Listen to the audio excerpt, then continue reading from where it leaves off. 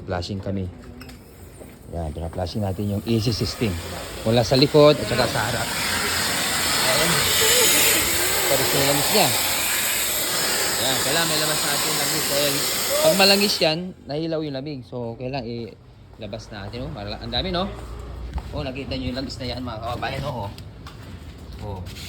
Kung di natin pinalasin yan, pagtataka ka, bago na yung evaporator, bago ng expansion valve, hilopan kasi malangis. Kaya ito, tinatsaga natin na pina-flashing. Yan yung AC system na pag-flashing namin mga boss. Mula likod at saka sa harap. Yan yung linya na. So yan. Tapos bubuksan dyan, tapos yung ilalabas.